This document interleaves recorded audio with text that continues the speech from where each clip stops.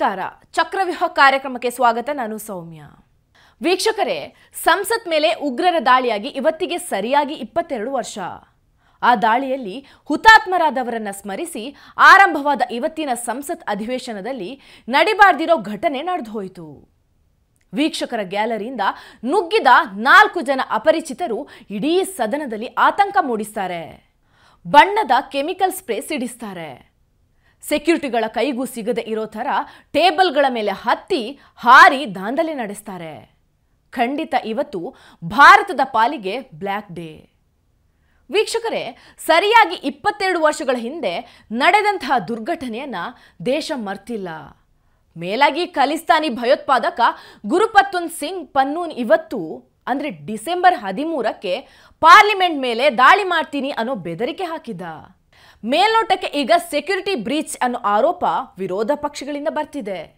ಅದಕ್ಕಿಂತ ದೊಡ್ಡ ಮಟ್ಟದ ಕೂಗು ಮೈಸೂರು ಸಂಸದ ಪ್ರತಾಪ್ ಸಿಂಹ ಅವರ ಮೇಲೆ ಬರ್ತಾ ಇದೆ ಮೋದಿ ಸರ್ಕಾರ ತನ್ನ ಅಧಿಕಾರದಲ್ಲಿ ಭಾರತ ಸುಭದ್ರ ಅಂತ ಪೋಸ್ಟ್ ಕೊಡ್ತಾ ಇತ್ತು ಸಂಸತ್ ಭವನಕ್ಕೆ ಭದ್ರತೆ ಒದಗಿಸದೇ ಇರೋ ಮೋದಿ ದೇಶವನ್ನ ಕಾಪಾಡ್ತಾರ ಅಂತ ಈಗಾಗಲೇ ಈ ಘಟನೆಯ ಲಾಭ ಪಡೆಯೋಕೆ ಇಡೀ ವಿರೋಧ ಪಕ್ಷ ಗನ್ ಪಾಯಿಂಟ್ ಮಾಡಿ ನಿಂತ್ಕೊಂಡಿದೆ ಇದರ ಜೊತೆಗೆ ತುಂಬಾ ದೊಡ್ಡ ಸುದ್ದಿ ಆಗ್ತಾ ಇರೋದು ಎಕ್ಸ್ನಲ್ಲಿ ಟ್ರೆಂಡ್ ಆಗ್ತಿರೋದು ಪ್ರತಾಪ್ ಸಿಂಹ ಅವರ ಹೆಸರು ಪ್ರತಾಪ್ ಸಿಂಹ ಆಫೀಸಿಂದ ಪಾಸ್ ಇಶ್ಯೂ ಆಗಿದೆ ಅನ್ನೋದನ್ನ ಖುದ್ದು ಅವರೇ ಒಪ್ಕೊಂಡಿದ್ದಾರೆ ದೆಹಲಿ ಆಫೀಸಿಂದ ಕಾಡಿಬೇಡಿ ವೀಕ್ಷಕರ ಪಾಸ್ ಪಡೆದಿರೋದು ಹೌದು ಅಂತ ಪ್ರತಾಪ್ ಅವರೇ ತಿಳಿಸಿದ್ದಾರೆ ತನಿಖೆಗಳು ನಡೀತವೆ ಪ್ರತಾಪ್ ಸಿಂಹ ಅವರಿಂದ ತಪ್ಪಾಗಿದ್ರೆ ಅದಕ್ಕೆ ಏನಾಗಬೇಕು ಅದು ಆಗತ್ತೆ ಕೇಂದ್ರ ಸರ್ಕಾರದಿಂದ ಸೆಕ್ಯೂರಿಟಿ ಲೋಪ ಆಗಿದ್ದೇ ಹೌದಾದ್ರೆ ತನಿಖೆಯಿಂದ ಅದಕ್ಕೂ ಉತ್ತರ ಸಿಗುತ್ತೆ ಆದರೆ ನಾವು ನೋಡಬೇಕಾಗಿರೋದು ಘಟನೆಯ ಇನ್ನೊಂದು ಮುಖವನ್ನ ಎಸ್ ವೀಕ್ಷಕರೇ ನೀವು ಆ ಬಂಧಿತ 4 ಜನರಲ್ಲಿ ಒಬ್ಬಳು ಮಹಿಳೆ ಇರೋದನ್ನ ಗಮನಿಸಿದ್ದೀರಾ ಇಲ್ಲ ಅಂದ್ರೆ ಈ ವಿಡಿಯೋನ ಇನ್ನೊಮ್ಮೆ ನೋಡ್ಕೊಂಡು ಬನ್ನಿ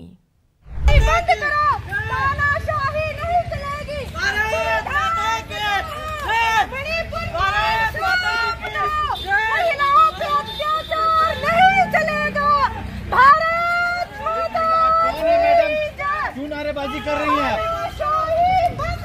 तानाशाही बंद करो इस तरह के नारे लगाए जा रहे हैं यहाँ पे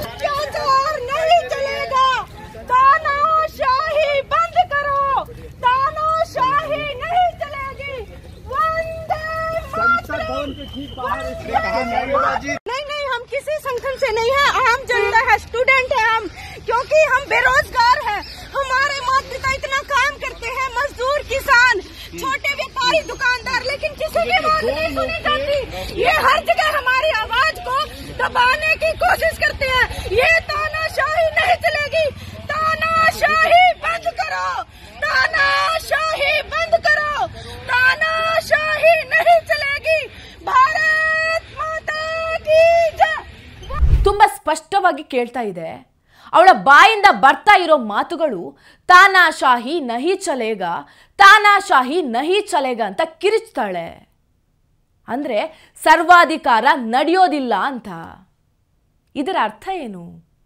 ಈಕೆ ಈ ಮಾತನ್ನ ಹೇಳ್ತಾ ಇರೋದು ಮೋದಿ ವಿರುದ್ಧ ಇನ್ನು ಸೆಕೆಂಡ್ ಪಾಯಿಂಟ್ ಸಂವಿಧಾನ ಬಚಾವೋ ಅಂತಾಳೆ ಈ ಸಂವಿಧಾನ ಬಚಾವೋ ಅನ್ನೋ ನಕಲಿ ನಾಟಕದ ಹೆಸರಲ್ಲಿ ಪುಂಡಾಟಿಕೆ ಮಾಡ್ತಾ ಇರೋರು ಯಾರು ಇದೇ ಕಾಂಗ್ರೆಸ್ಸಿಗರು ಖಲಿಸ್ತಾನಿಗಳು JNU ಡ್ರಾಪ್ಔಟ್ಗಳು ಇತ್ಯಾದಿ ಎಡಬಿಡಂಗಿಗಳು ಇವರ ಟಾರ್ಗೆಟ್ ಯಾರು ಮೋದಿ ಪಾಯಿಂಟ್ ನಂಬರ್ 3 ಮಹಿಳೆಯರ ಮೇಲಿನ ಅತ್ಯಾಚಾರ ನಿಲ್ಬೇಕು ಅಂತ ರಿಪೀಟೆಡ್ ಆಗಿ ಕೂಗ್ತಾಳೆ ಅರ್ಥಾತ್ ಮಣಿಪುರದ ಘಟನೆಗೆ ತನ್ನ ಕೂಗಾಟವನ್ನ ತಳುಕು ಹಾಕ್ತಾ ಇದ್ದಾಳೆ ಸೊ ಇದಿಷ್ಟು ನೋಡಿದ್ರೆ ಸ್ಪಷ್ಟವಾಗಿ ಅರ್ಥ ಆಗೋದು ಏನಂದ್ರೆ ಈಕೆ ಮೋದಿ ಹಾಗೂ ಕೇಂದ್ರ ಸರ್ಕಾರದ ವಿರುದ್ಧ ಇರೋ ಹೆಂಗಸು ಅಂತ ಇನ್ನೊಂದು ವಿಡಿಯೋ ಇದೆ ಅದನ್ನು ನೋಡಬೇಡಿ ಈ ಮನೋರಂಜನ್ ಅವರು ಒಳಗಡೆ ಹೋಗಿದ್ದು ವಿಚಾರ ಗೊತ್ತಾಯ್ತಾ ಹೇಗೆ ಅಂತ ಇಲ್ಲ ಸರ್ ನಮಗೇನು ಗೊತ್ತಿಲ್ಲ ಸರ್ ಅವನು ಡೆಲ್ಲಿಗೆ ಹೋಗ್ತಾ ಇದ್ದ ಮಹಾರಾಷ್ಟ್ರಕ್ಕೆ ಹೋಗ್ತಾ ಇದ್ದ ಎಲ್ಲನೂ ನೋಡಿದ್ದಾನೆ ಆಮೇಲೆ ಎಲ್ಲ ಅವನಿಗೆ ಸಮಾಜದಲ್ಲಿ ಎಲ್ಲ ಥರ ಜನನ ಇವತ್ತು ಎಲ್ಲ ಏನು ಬಡವರು ಬಗ್ಗರು ಇದ್ದಾರೆ ಅವ್ರಿಗೆ ಒಳ್ಳೇದು ಮಾಡಬೇಕು ಅಂತ ಮೈಂಡ್ ಬಿಟ್ಟರೆ ಅವನು ಯಾವುದು ನಮ್ಮಲ್ಲಿ ಒಂದು ಕೆಟ್ಟದ್ದು ಮಾಡೋದು ಸೊ ಅನ್ನೋದಿಲ್ಲ ಸರ್ ಅವನಿಗೆ, ಆಯಿತಾ ಸರ್. ಹಾಗಾಗಿ ನಾವು ಹೇಳ್ತಾ ಇದ್ದೀವಿ ಇದೆಲ್ಲ ಬೇಡ ಮಗನೇ, ನೀನು ಇಂಜಿನಿಯರ್ ಓದಿದ್ಯಾ, ನೀನು ಕರೆಕ್ಟಾಗಿ ಒಂದು ಒಳ್ಳೆ ಕೆಲಸಕ್ಕೆ ಸೇರಿಕೊಂಡು ಒಂದು ಸಮಾಜಕ್ಕೆ ಇದು ಮಾಡೋಲಿ ಅದೂ ಇದೆ ಸರ್ ಅವನಿಗೆ. ಆದರೆ ಕೆಲವರು ಏನೋ ನನ್ನ ಮಗನಿಗೆ ಸ್ವಲ್ಪ ತಲೆ ತುಂಬಿದಾರೋ ಏನೋ ನನಗೆ ಗೊತ್ತಿಲ್ಲ ಸರ್. ನಾವೆಲ್ಲ ನೋಡಿ ಸರ್, ಇಲ್ಲೇ ಇದು ನಾವೆಲ್ಲ ಗ್ರಾಮಾಂತರ ಪ್ರದೇಶದಿಂದ ಬಂದಂಥವ್ರು, ಆಯಿತಾ ಸರ್. ಸೊ ನಾವೆಲ್ಲ ರೈತರು, ಆಯಿತಾ ಸರ್. ಹಾಗಾಗಿ ನಮ್ಮ ಮಕ್ಕಳುಗಳು ಎಲ್ಲ ಓದೋಕ್ಕೆಲ್ಲ ಬೆಂಗಳೂರಿಗೆ ಇದು ಡೆಲ್ಲಿ ಕಳಿಸಿರ್ತೀವಿ. ಆ ಮುಂದೆ ಅವ್ರವ್ರು ಏನು ಮಾಡ್ಕೊಂಡ್ರು ಮಟ್ಕೊಂಡ್ರು ಅಂತ ನಮ್ಗೇನು ಗೊತ್ತಾಗುತ್ತೆ. ಡೆಲ್ಲಿಲೇ ಇದ್ರ ನಿಮ್ಮ ಮಗ ಅಂತ? ಇಲ್ಲ ಸರ್, ಅವನು ಸೊ ಡೆಲ್ಲಿ, ಬೆಂಗಳೂರು, ಮೈಸೂರು, ಆಯಿತಾ ಸರ್. ಇಲ್ಲಿ ಅವನದೇ ಆದಂಥ ಸರ್ ಇಲ್ಲಿ ಈ ರೋಡಲ್ಲಿ ಯಾರು ವಿಚಾರಿಸಿ ಸರ್, ಅವನಂಥ ಒಳ್ಳೆ ಹುಡುಗ ಯಾರೂ ಇಲ್ಲ ಸರ್, ಆಯಿತಾ ಸರ್. ಇಡೀ ನಮ್ಮ ಮನೆಗೂ ಒಳ್ಳೆ ಹುಡುಗ, ಸಮಾಜಕ್ಕೂ ಒಳ್ಳೆ ಹುಡುಗ, ಸ್ನೇಹಿತರಿಗೂ ಒಳ್ಳೆ ಹುಡುಗ. ಆದರೆ ಅವನ ಮೈಂಡಲ್ಲಿ ಇರುವಂಥದ್ದು ನಮ್ಗೇನು ಗೊತ್ತು ಸರ್. ಏನು ಓದಿರೋದು ನಿಮ್ಮ ಮಗ? Sir BE engineer. ಯಾವಾಗ ಮುಗಿದಿತ್ತು ಇಂಜಿನಿಯರ್? ಸರ್ ಅವನು ಸೊ BE ಇಂಜಿನಿಯರು 2014ರಲ್ಲಿ ಮುಗಿಸ್ಕೊಂಡ.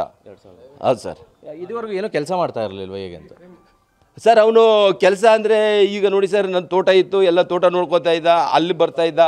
ಅಲ್ಲಿಂದ ಬಂದರೆ ಇದು ಕೆಲವು ಇದು ಬೆಂಗಳೂರು, ಆಮೇಲೆ ಇದು ಡೆಲ್ಲಿ ಓಡಾಡ್ತಾ ಇದ್ದ, ಆಯಿತಾ ಸರ್. ಹಂಗೂ ಕೇಳವು ಡೆಲ್ಲಿ ಅಂತ ಹೋಯ್ತಿಯಲ್ಲ, ಏನು ಮಗನೇ ಏನೋ ಕೆಲಸ ಅಂತೇಳಿ. ಅದು ಬಿಟ್ಟರೆ ಅವನೇನೂ ನಮ್ಮ ಹತ್ರ ಹೇಳ್ತಿರ್ಲಿಲ್ಲ ಸರ್. ನಾನು ಡೆಲ್ಲಿಗೆ ಹೋಗ್ತಾ ಇದ್ದೀನಿ, ಏನೋ ಕೆಲಸ ಮಾಡ್ತಾ ಇದ್ದೀನಿ, ನೀವು ಸುಮ್ಮನಿದ್ದು ಬಿಡಿ ಅನ್ನೋನು ಸರ್. ಅದು ಬಿಟ್ಟರೆ ಬೇರೆ ಏನಿಲ್ಲ ಸರ್. ಸ್ನೇಹಿತರೆ, ಇವರು ಮೈಸೂರಿನ ಮನೋರಂಜನ್ ಅನ್ನೋ ಹುಡುಗನ ಅಪ್ಪ. ಈ ಮನೋರಂಜನ್ ಕೂಡ ಬಂಧನಕ್ಕೊಳಗಾದ 4 ಜನರಲ್ಲಿ ಒಬ್ಬ. ಇವನ ತಂದೆಗೆ ತಮ್ಮ ಮಗ ಏನ್ ಮಾಡ್ತಾ ಇದ್ದಾನೆ ಅನ್ನೋ ಮಿನಿಮಮ್ ಮಾಹಿತಿ ಕೂಡ ಇಲ್ಲ. ಈತ ದೊಡ್ಡ ದೊಡ್ಡ ಪುಸ್ತಕ ಓದ್ತಿದ್ದ, ಏನೋ ಹೋರಾಟ ಅದು ಇದು ಅಂತ ಸಮಾಜವನ್ನ ಸರಿ ಮಾಡೋ ಆಸೆ ಇಟ್ಕೊಂಡಿದ್ದ ಅಂತ ಕ್ಯಾಶುವಲ್ ಆಗಿ ಹೇಳ್ತಾರೆ ಅವನಪ್ಪ. ಇಷ್ಟಕ್ಕೂ ಅವನು ಓದ್ತಾ ಇದ್ದಿದ್ದ ಪುಸ್ತಕ ಯಾವುದು? ಕಮ್ಯುನಿಸಂ ಪುಸ್ತಕನಾ, ನಕ್ಸಲ್ ಸಾಹಿತ್ಯನ, ಅಥವಾ ಯಾವುದು? ಭಗವದ್ಗೀತೆ ಓದ್ಕೊಂಡು ಇಂಥ ಕೆಲಸ ಮಾಡೋಕೆ ಸಾಧ್ಯನಾ? ಇಲ್ಲಾಂದ್ರೆ ಪ್ರತಾಪ್ ಸಿಂಹರಂಥ ರಾಷ್ಟ್ರೀಯವಾದಿ ಸಂಸದ ಇಂಥ ನೀಚ ಆತಂಕವಾದಿಗಳಿಗೆ ಪಾಸ್ ಇಶ್ಯೂ ಮಾಡ್ತಾರಾ? ಪ್ರತಾಪ್ ಸಿಂಹ ಅವರ ಕಚೇರಿಯ ಸಿಬ್ಬಂದಿಗಳನ್ನ ಯಾಮಾರಿಸಿ ನಂಬಿಸಿ ಪಾಸ್ ರೆಡಿ ಮಾಡಿಸ್ಕೊಂಡಿದ್ದಾರೆ. ಪ್ರತಾಪ್ ಸಿಂಹ ಅವರು ತಮ್ಮ ಕಚೇರಿ ಸಿಬ್ಬಂದಿಯನ್ನ ನಂಬಿ ಪಾಸ್ಗೆ ಸೈನ್ ಮಾಡಿದ್ದಾರೆ. ಸ್ನೇಹಿತರೆ, ಇಲ್ಲಿ ಇನ್ನೊಂದು ಗಮನಿಸಬೇಕು. ಈ ಮೋದಿ ವಿರೋಧಿ ಗ್ಯಾಂಗ್ ಮನಸ್ಸು ಮಾಡಿದ್ರೆ ಕಾಂಗ್ರೆಸ್ ಸಂಸದರನ್ನ ಹಿಡ್ಕೊಂಡು ಆರಾಮಾಗಿ ಪಾಸ್ ಪಡಿಬೋದಿತ್ತು. ಆದ್ರೆ ಯಾಕೆ ಪ್ರತಾಪ್ ಸಿಂಹನ ಮೂಲಕನೇ ಪಾಸ್ ಪಡಿತಾರೆ? ಇದರ ಹಿಂದೆ ಯಾವುದೋ ಭಾರಿ ಷಡ್ಯಂತರ ಇರ್ಬೇಕಲ್ವಾ? ಬಿಜೆಪಿ ಸಂಸದರನ್ನೇ ಬಳಸ್ಕೊಂಡು ಸಂಸತ್ ಪ್ರವೇಶ ಮಾಡಿ ಸೆಕ್ಯೂರಿಟಿ ಬ್ರೀಚ್ ಮಾಡಿ ಆ ನಂತರ ಮೋದಿಯ ವಿರುದ್ಧ ಘೋಷಣೆ ಕೂಗ್ತಾ ಇರೋದು ನೋಡಿದ್ರೆ ಇದು ಪ್ರೀ ಪ್ಲಾನ್ ಅಂತ ಅನ್ಸೋದಿಲ್ವಾ? ಕಾಂಗ್ರೆಸ್ ಸಂಸದರ ಮೂಲಕ ಒಳಗೆ ಹೋಗಿದ್ರೆ ಘಟನೆಗೆ ಮೋದಿಯನ್ನ ಹೊಣೆ ಮಾಡೋದಕ್ಕೆ ಆಗ್ತಾ ಇತ್ತಾ? ಪ್ರತಾಪ್ ಸಿಂಹ ತಮ್ಮ ಪಕ್ಷದ ವಿರೋಧಿಗಳಿಗೆ ಅಥವಾ ಇಂಥ ಆತಂಕವಾದಿಗಳಿಗೆ ಪಾಸ್ ಇಶ್ಯೂ ಮಾಡುವಷ್ಟು ಬೇಜವಾಬ್ದಾರಿ ವ್ಯಕ್ತಿನಾ? ವೀಕ್ಷಕರೇ, ನೀವು ಆ ವ್ಯಕ್ತಿ ಸಂಸತ್ ಒಳಗೆ ನುಗ್ಗಿದಾಗ ರಾಹುಲ್ ಗಾಂಧಿ ಹಾಗೂ ಕಾಂಗ್ರೆಸ್ನ ಕೆಲವು ಸಂಸದರ ಮುಖಚರ್ಯೆ ಗಮನಿಸಿದ್ರಾ? ತಮ್ಮದೇ ಸ್ಕ್ರಿಪ್ಟ್ ಇದು ಅನ್ನೋಷ್ಟು ಕೂಲ್ ಆಗಿದ್ರ ಅವರೆಲ್ಲ. ಗುರ್ಜಿತ್ ಸಿಂಗ್ ಅನ್ನೋ ಕಾಂಗ್ರೆಸ್ ಸಂಸದ ತಾನು ಪ್ರಾಣ ಒತ್ತೆ ಇಟ್ಟು ರಾಹುಲ್ ಗಾಂಧಿಯನ್ನ ಬಚಾವ್ ಮಾಡ್ದೆ ಅನ್ನೋ ಥರ ಪೋಸ್ ಕೂಡ ಕೊಡ್ತಾನೆ. ಅಂದ್ರೆ ಇಡೀ ಡ್ರಾಮಾದ ಹಿಂದಿನ ಸೂತ್ರಧಾರ ಬೇರೆ ಯಾರೋ ಇದ್ದಾರೆ ಅಂತ ಅನ್ಸೋದಿಲ್ವಾ? ಖಂಡಿತ ಇದು ಭದ್ರತಾ ವೈಫಲ್ಯ ಅನ್ನೋದನ್ನ ಒಪ್ಕೊಳ್ಳೇಬೇಕು. ಆದರೆ ಈ ಇಡೀ ಘಟನೆ ಸ್ಕ್ರಿಪ್ಟೆಡ್ ಅಂತ ಸ್ಪಷ್ಟವಾಗಿ ಗೊತ್ತಾಗಿರೋದಂತೂ ಸತ್ಯ. ತುಂಬ ಸುಸೂತ್ರವಾಗಿ 4 ವರ್ಷ ದೇಶವನ್ನ ಅತ್ಯುತ್ತಮ ಸ್ಥಿತಿಗೆ ತಗೊಂಡು ಬಂದಿರೋ ಮೋದಿಜಿಯ ಇಮೇಜ್ ಕೆಡಿಸೋಕೆ ಈ ವಿರೋಧ ಪಕ್ಷಗಳು ಎಂಥ ನೀಚ ಪ್ಲಾನಿಗೂ ಕೈ ಹಾಕಿರಬಹುದು. ರಾಮ ಮಂದಿರ ಉದ್ಘಾಟನೆ ಹತ್ರ ಇದೆ.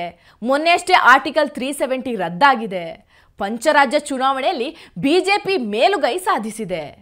ಇನ್ನು 4 ತಿಂಗಳಲ್ಲಿ ಇನ್ನಷ್ಟು ಸಾಧನೆಗಳು ಆಗೋದು ಬಾಕಿ ಇದೆ.